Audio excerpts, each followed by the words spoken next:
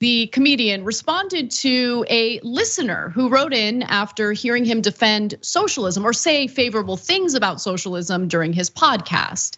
And his response to the angry listener was pretty fantastic. Now, before we get to his response, here's what the listener wrote in about. Last week you mentioned you don't know why people demonize socialism. I was really taken aback at that statement. Oh, Jesus Christ. Every country that has tried socialism has failed, and it's responsible for tens of millions of deaths. All right, so would you say capitalism is working?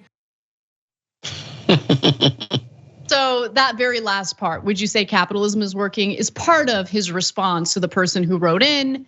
And I'm gonna venture to say that the individual who wrote in hasn't spent too much time thinking about this, because he's regurgitating the same talking points that we hear from conservatives, the fear mongering about Venezuela, the talking point about how socialism hasn't worked in any country. But these debates about, is socialism or capitalism good? It's kind of frustrating, because fact of the matter is there are portions of the economy that should be decommodified, certain things that should not have a profit motive behind them. We'll get into a deeper conversation about that in just a moment. But I want to go to the first part of Burr's response to this listener. Let's watch. When what is it, 99% of the wealth is in 2% of the people's hands?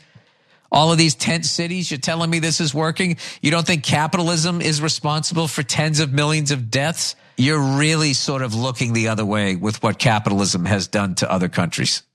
All the sweatshop labor, all the wars we've fought in over air quote freedom, where most of it is about, natural resources.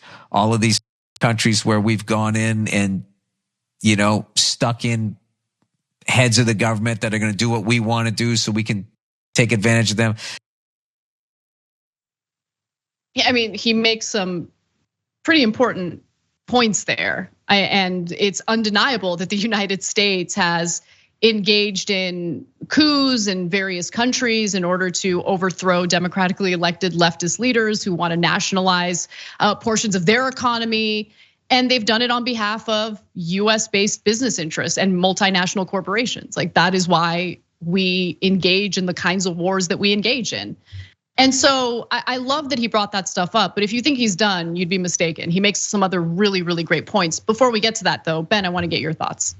Yeah, I love that Burr is saying this. I'm a little bit surprised, but I do love it, because it's enough of people on the right trying to oversimplify everything just because they're intellectually lazy and do not want to have a nuanced understanding of things that just are nuanced. You can't simplify things down to black and white when they are not that. They act as though we're pure capitalism and socialism's wrong. It's just problems abound with statements like that. Firstly, it's not socialism that's to blame for the deaths in these other countries. It's these murderous dictators, these horrible leaders that came to power and decided under the guise of that system. They would have done that if they were leading a capitalist country as well. And the fact that here in America, we are a blend. We are capitalist with lots of socialist flavor in there. And that is the country that you love so much. And I guarantee you it's the same people that say, keep government out of my Medicare. So that's some socialism for you as well. So these people just need to nuance up their arguments. Right, and I love engaging with conservatives on this kind of debate, because they'll say, socialism hasn't worked anywhere. And then you'll give examples of, Scandinavian countries that have decommodified sectors of their economy, because again, when it comes to things like healthcare, when it comes to things like prisons, you don't want to have a profit motive. Because when there's a profit motive, the idea is to put profits over human lives, right? Maximize profits at all costs. You have a fiduciary responsibility to return interest on your shareholders' investment.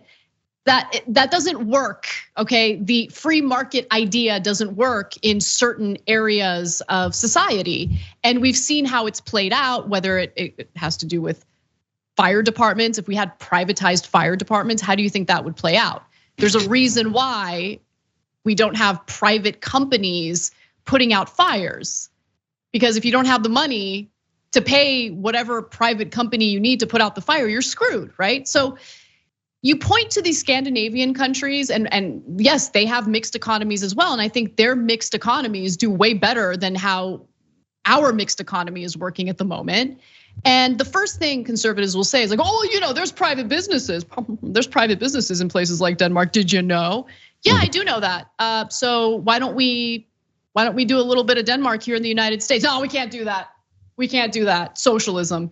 Okay. And it's as though private prisons are flourishing here in America. There's no issues whatsoever with that, with just inhumane conditions and overcrowding and people being imprisoned simply for the profit motive, having their lives ruined because they sold a little bit of weed out of economic desperation and myriad other reasons. Exactly. None of these systems are perfect. That's why you have to adjust and adapt and have a nuanced, blended approach in life. That's what you need in your personal life, and that's what nations need as well. It's just obvious, and these people that don't want to understand that can go on and spout their talking points, but it's Bill Burr gets it.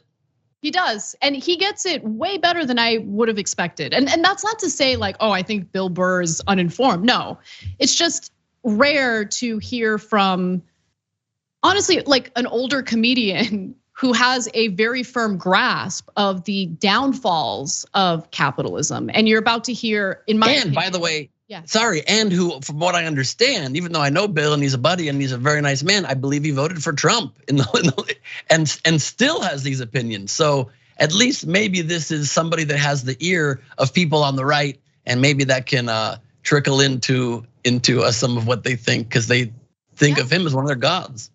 Yeah, it's a really good point.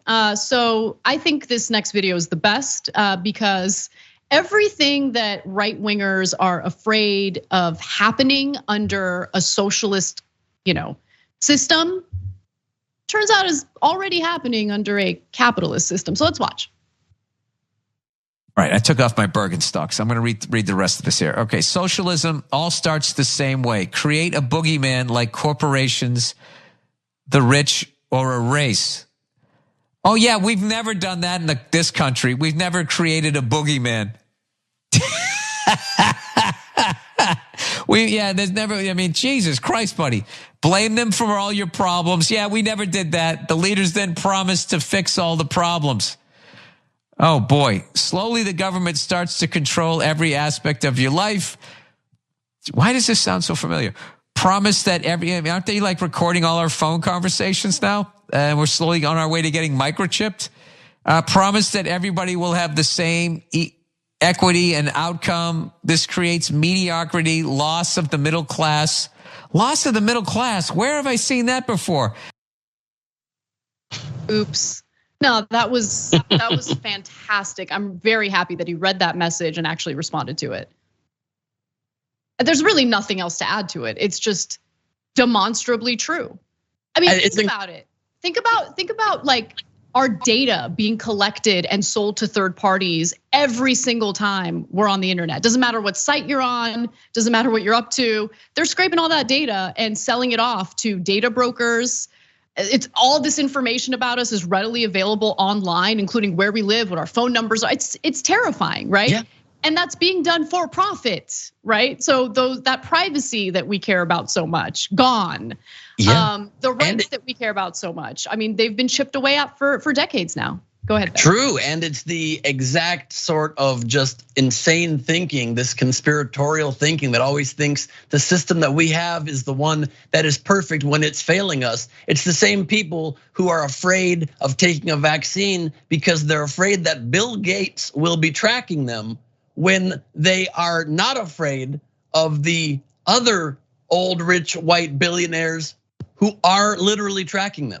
They don't mind if Tim Cook and Mark Zuckerberg are literally tracking them. They don't care if they're using an app like TikTok that is owned and observed by China. They don't care if they actually opt in all the time for like funny apps that are literally like, oh, I can have a funny nose on my face. Accept all tracking data, no problem. Ooh, it's gonna chisel my jawline, track me, baby. Take it away, no issue with that. But if somebody else that's not tracking you, somebody told you is gonna track you, it's an issue. It's the same mindset that leads to broken thinking, like somebody complaining about in a theoretical socialist system, there won't be a middle class in a country that has had an eroding and shrinking middle class for decades on decades, and a tinier portion of the money going to said middle class. Our member Shade Dragon, and you can become a member by clicking that join button if you're watching us on YouTube, or you go to tyt.com/join. Members do the show with us. Shade Dragon says capitalism is working for about 5 people. And yeah, that's the point. I mean, that's the point about the middle class disappearing, because there is redistribution of wealth in this country. It is happening. It's just that the redistribution of wealth goes from the bottom to the top. Yeah. And so yeah, it's perfect, Anna. We've got great platforms now. Capitalism has created a public square that apparently, with breaking news, is about to be completely ruined by Elon Musk changing his mind and now buying it again because he has $44 billion to spare, and Trump's gonna be allowed back on, and people that are fighting disinformation will be squelched. So it's a perfect system. Look, if Burr is able to get through to some of these people, because you're right, that was the best point, that he does appeal to conservatives that typically don't think about these things. If he's able to break through even a little bit, that would be huge. So we'll see how it plays out. But again, his points were fantastic and just demonstrably true.